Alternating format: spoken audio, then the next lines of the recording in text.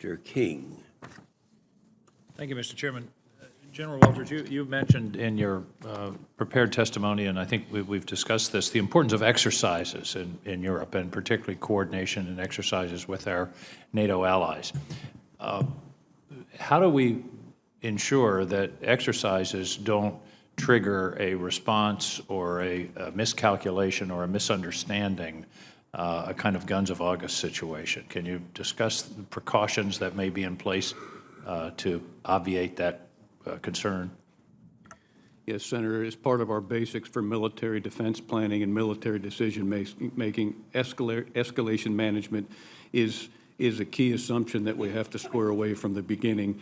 And I can tell you that for all operations that I've been involved with as the Air Component Commander in serving General Scaparrotti for the last 3 years, escalation management is continually addressed. Whether it's a small military training team, a small exercise, or a large exercise, in 100% of the events that we embrace, we take a look at any of the ramifications on the periphery with respect to Russia, and we ensure that we have our escalation management under control. Is there any communication with the Russians to the extent of, hey, this is an exercise?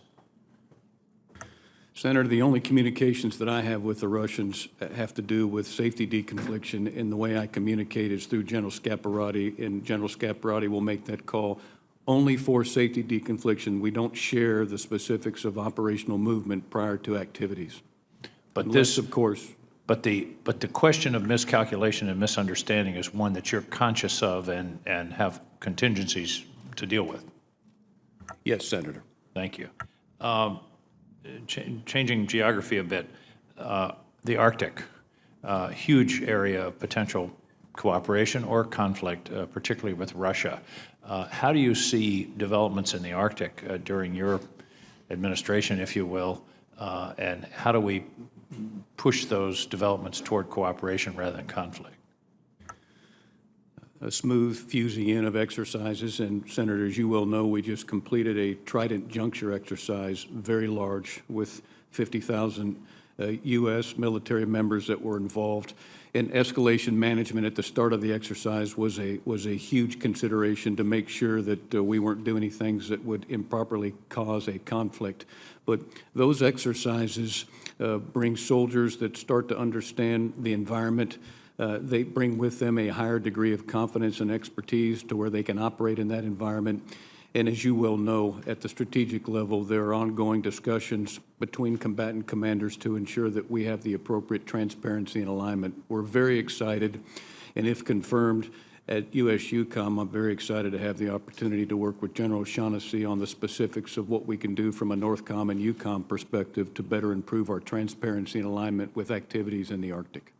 Well, the data that I've seen is that the Russians are significantly increasing their presence, their military presence along their shore of the Arctic. It's hard to know which is south and north and east and west when you're at the North Pole. But is that a concern, and how do we respond to that? And again, to go back to the beginning, how do we move back toward cooperation rather than confrontation? Senator, that's a concern, and I think we need to respond as we have by increasing the activity via exercise and training events in the vicinity of the Arctic. Thank you. General Townsend, and it's interesting as I think through these hearings, you all are coming into this position and we're asking you questions as if you've been there for 10 years, but bearing that in mind, do you have a view on what Russia and China are after in Africa? Is it natural resources? Is it neo-colonialism? What are their goals on the African continent? Senator, I think it's a lot of the things that you just stated. I think primarily they're after economic benefit, but right behind that, I think they're after some of the same things that the United States is concerned with, access and influence.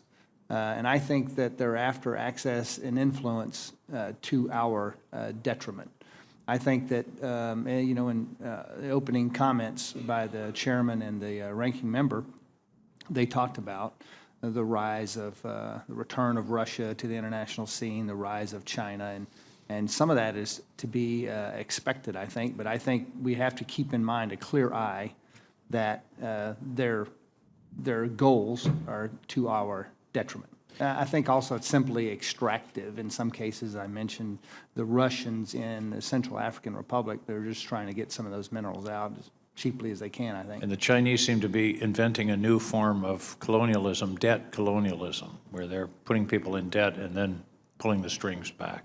I would suggest that your first line of effort, strengthening partner networks, is incredibly important because those relationships, whether it's mill to mill or country to country, are going to be important to resisting pressure from those countries. I agree, Senator. Thank you. Thank you very much, gentlemen. Thank you, Mr. Chairman. Thank you.